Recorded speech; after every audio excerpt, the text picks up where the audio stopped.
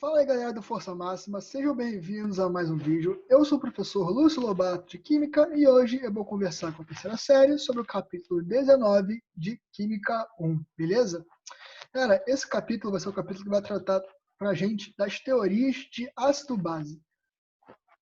A gente está acostumado a sempre a usar, né, normalmente as palavras ácido, base, etc., sem saber que existem outras maneiras de identificar ácidos e bases. Até então, a gente já viu a chamada teoria ácido-base de Arrhenius, que é aquela que você vê lá desde o seu nono ano, que fala ácido é aquilo que libera H+ em água, etc. A gente vai rever ela hoje. Entretanto, existem mais ou menos umas 23 teorias que buscam definir diferentes conceitos do que são ácidos e o que são base e como eles reagem entre si. Nesse capítulo aqui, a gente vai ver as três principais que são utilizadas na química moderna, ok? Então, começando, a primeira é aquela nossa conhecida ácidos e bases de Arrhenius, teorias ácido-base de Arrhenius. E os ácidos de Arrhenius são aqueles compostos que a gente já viu que reagem, né, que na presença de água, quando a gente coloca ele na presença de água, eles vão liberar o H+. Lembra disso? Quando eu coloco um ácido de Arrhenius em água, ele vai liberar um H+. A gente costumava dizer que eram aquelas substâncias que começavam com H sem ser água, né? Então, por exemplo, aqui o HCl. Quando eu coloco o HCl em água, ele vai liberar H+ e Cl-, né? Sendo que, na verdade, aquele H+ que a gente estava acostumado, ele é, na real, o H3 ou mais, que é o H do HCl juntando com o H2O, que é a água, né? Então, ácido de Arrhenius é aquela substância que, na presença de água, libera H+.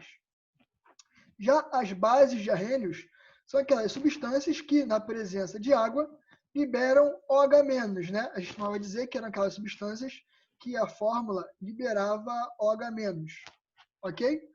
Por exemplo, aqui, o NaOH. NaOH, quando eu coloco em água, ele se separa, ele dissocia em Na+, e em OH-. Ele dissocia em Na+, e em OH-. Então, base de Arrhenius liberam OH-, ácidos de Arrhenius liberam H+. Beleza? Essa é a teoria que a gente já conhece, que a gente está cansado de ver ao longo dos anos. A próxima teoria, e aqui que as coisas começam a ficar interessantes, é a teoria de ácido e base de Bronsted-Lowry, que é também chamada de teoria protônica. O que acontece? A teoria ácido-base de Arrhenius, ela era muito limitada à presença de água. Eu tinha que ter água para analisar a substância. Mas e, por exemplo, aquelas substâncias que não reagem bem com água, não interagem bem com água? Elas não podem ser classificadas como ácido-base? Podem sim. Então, foi necessário que a gente criasse outras teorias que fossem cada vez mais amplas para explicar compostos que as teorias anteriores não conseguiam explicar. E assim surgiu a teoria protônica, que é a teoria de ácido e base de Bronsted-Lowry. Bronsted-Lowry foram dois cientistas que chegaram à conclusão, a mesma conclusão, que é o seguinte, essa aqui, ó. Ácido é toda espécie, molécula ou íon, né, que é doadora de prótons, H+. Então, se eu tenho uma substância que tem a capacidade de doar um próton, eu digo que ela é um ácido de Bronsted. Enquanto que base é aquela substância que tem a capacidade de receber esse próton. Né? Então, se uma base consegue receber esse próton, uma substância consegue receber esse próton, eu chamo ela de base de Bronsted. Né? Então, aqui, ó, por exemplo, vamos pegar o mesmo exemplo ali da definição anterior. Olha o que está acontecendo aqui. O H do HCl está saindo e está se juntando com o H2O. Então, repara, o HCl está doando um próton para a água, que está recebendo esse próton. Né? Então, o HCl está doando um próton para a água, que está recebendo esse próton. E está formando o H3O+, e o Cl-. Então, se o HCl doa o próton, ele é um ácido de Bronsted. Se a água aceita esse próton, ela é uma base de Bronsted, ok? Entretanto, olha um outro exemplo aqui. O que acontece? Essa reação ela acontece tanto da esquerda para a direita, quanto da direita para a esquerda. Repara que aqui a gente tem uma dupla seta. Olha o que está acontecendo aqui da direita para a esquerda. Da direita para a esquerda, o H3O+, está doando um próton para o Cl-, né? E aí o H3O+ dá origem ao H2O, e o Cl-, quando recebe esse próton, está dando origem ao HCl. Então, o H3O+ também é um ácido, enquanto que o Cl- também é uma base. Isso dá origem ao que a gente chama de pares conjugados de ácido e base. O ácido da esquerda é o HCl, e ele, do outro lado, tem uma base conjugada, que é o Cl-. Isso é um par ácido-base. É o ácido da esquerda que vai estar dando origem a uma base na direita, que é a sua base conjugada. Então, aqui, a gente tem um ácido que é conjugado a uma base. Enquanto que aqui, da direita para a esquerda, olha só, eu tenho um ácido aqui no H3O+, e tenho uma base aqui no H2O, né? Na esquerda. Então, eu tenho uma base e tenho aqui seu ácido conjugado, porque a água na esquerda é uma base que dá origem a um ácido conjugado na direita, que é o H3O+. Então, o par ácido-base é composto por um ácido e a base que ele dá origem, né? Então, aqui você tem um ácido, HCl, dando origem a uma base conjugada, para Bronsted, que é o Cl-. Enquanto que aqui, ainda na mesma reação, você tem uma base dando origem ao seu ácido conjugado, ou seja, o ácido que veio de uma base de Bronsted. Beleza? Então, esse aqui é o conceito de Bronsted-Lowry.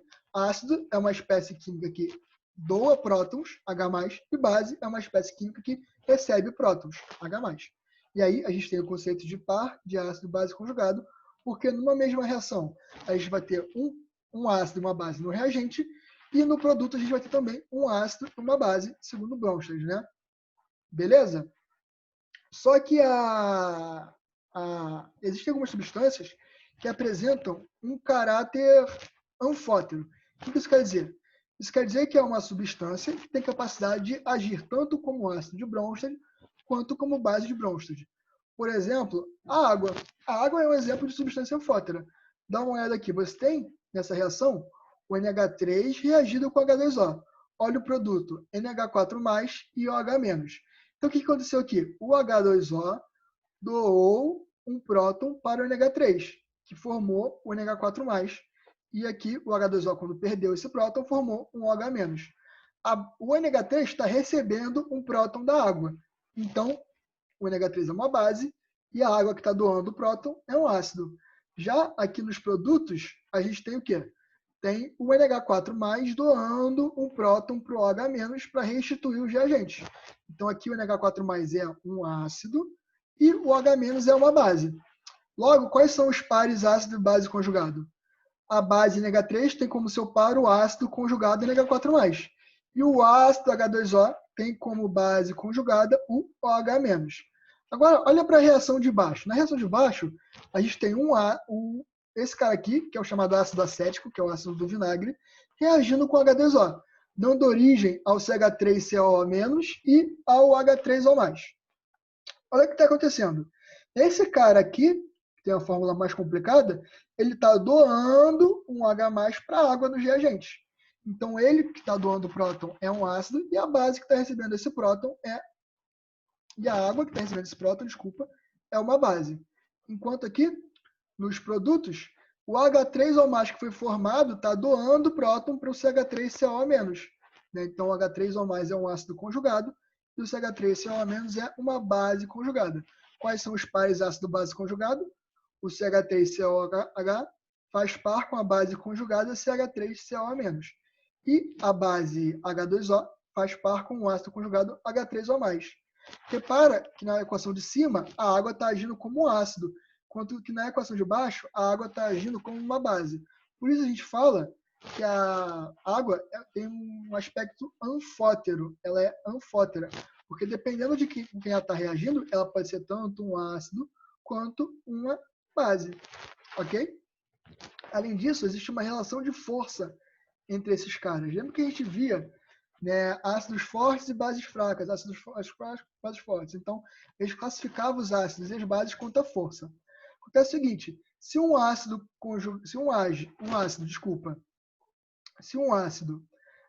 é forte, a sua base conjugada é fraca. se uma base é forte, o seu ácido conjugado é fraco e vice-versa. Então, sempre que o ácido for forte, a base conjugada dele vai ser fraca. Sempre que uma base for forte, o ácido conjugado dele vai ser fraco. Sempre que o ácido conjugado for forte, a base é fraca. Sempre que a base conjugada é forte, o ácido é fraco. Então é sempre ao contrário, tá? Essa é a relação de força entre essas substâncias. Beleza? A gente sabe que o HCl é um ácido forte. Então, a base conjugada dele, que é o Cl-, vai ser uma base fraca. Ok? É basicamente isso que é o conceito ácido-base de Bronsted-Lowry. Basicamente com o perdão do trocadilho. Sacou? Enfim, bobeiras. Vamos seguir agora para o assunto número 3, a parte número 3 do assunto, que é mais uma teoria ácido-base, só que nesse caso é ácido-base de Lewis. Repara aqui numa coisa. A teoria ácido-base de Bronsted é boa, a gente conseguiu ampliar o número de substâncias que a gente consegue classificar. Por exemplo, pela teoria de Arrhenius, eu não conseguiria dizer se o NH3 é uma base ou um ácido, porque ele não tem OH nem H+, não libera H+, nem OH-. Então, a teoria de Bronsted já consegue explicar algumas substâncias que a teoria de Lewis não conseguia explicar. Só que a teoria de Bronsted ela é ainda muito restrita a substâncias que aceitem ou doem prótons. E às vezes a gente pode classificar substâncias que não necessariamente têm capacidade de doar ou receber prótons. Né? Então, foi necessária a criação de outra teoria ácido-base que ampliasse ainda mais os horizontes da teoria ácido-base de Bronsted-Lowry. E essa é a teoria ácido-base de Lewis. A definição de Lewis é a seguinte. Para Lewis, um ácido é toda espécie química, molécula ou íon que recebe pares eletrônicos isolados. Então, ácido pode receber par eletrônico isolado, enquanto que base é uma espécie química que pode ceder par de elétron isolado. Ácido recebe par de elétron isolado e base pode doar par de elétron isolado. Como assim? Vamos dar uma olhada aqui num exemplo. Olha só. Aqui eu tenho duas substâncias. O BF3, trifluoreto de bromo, e a amônia. O que acontece é o seguinte, o boro, apesar de não estar aqui, ele tem um orbital livre. O que isso quer dizer? Isso quer dizer que ele tem um espaço na estrutura dele para receber um par de elétrons. Ele tem um orbital vazio, um orbital que não está preenchido. A gente viu orbitais já nos módulos anteriores. Enquanto que o nitrogênio, ele tem aqui um par de elétrons que sobra. Lembra quando a gente monta a estrutura do NH3, a gente vê que sobra um par de elétrons no nitrogênio. Aqui, esse par de elétrons. O que vai acontecer é que o nitrogênio ele tem a capacidade de doar esse par de elétrons para o boro. E aí no boro, esse par de elétrons entra no orbital vazio dele. E aí esses caras formam o que a gente chama de aduto. Eles se juntam e formam essa molécula aqui. Tá vendo? Onde aqui eu agora formei uma ligação. Então repara, o nitrogênio está doando par de elétrons para o boro. E o boro está recebendo par de elétrons. Quem recebe par de elétrons é um ácido de Lewis. Quem doa par de elétrons é uma base de Lewis. Ok? Então aqui a gente tem mais um exemplo. A gente tem aqui uma amina. Ok? A gente tem aqui uma amina, que a gente já viu na química orgânica que é um nitrogênio ligado a uma cadeia carbônica, né? E aí, essa amina tem aqui um par de elétrons isolado.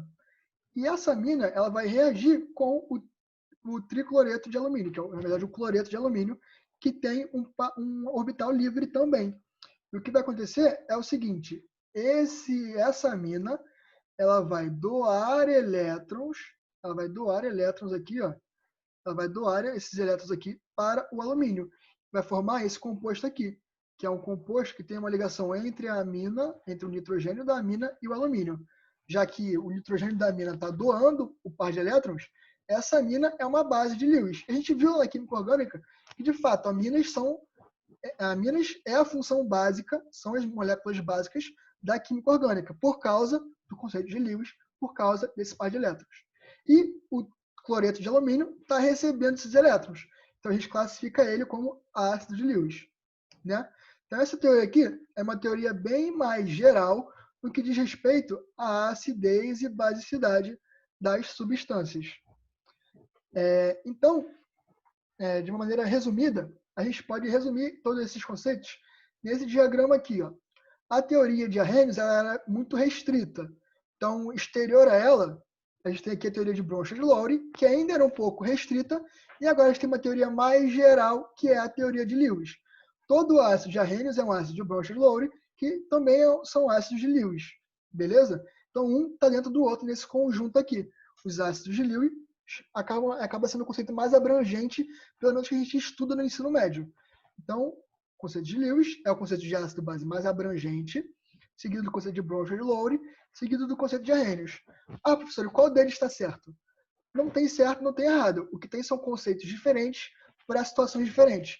Se você vê lá uma substância que você consegue classificar como ácido de Arrhenius, não tem por que você não usar. Você pode usar a teoria de Arrhenius. Da mesma forma que se você vê lá uma substância que você consegue usar Bronsted-Lowry, você pode usar Bronsted-Lowry sem nenhum problema. Né? Não tem uma teoria certa. O que tem são teorias mais abrangentes. Beleza?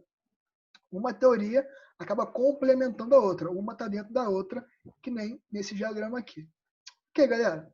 Então, essa foi a aula de hoje. Espero que vocês tenham gostado da aula e entendido os conceitos. Não percam nossa aula ao vivo, onde a gente vai resolver os exercícios e tirar as dúvidas de vocês, tá? Desejo a todos vocês bons estudos, um forte abraço, fiquem em casa e se cuidem. Valeu? Tchau, tchau!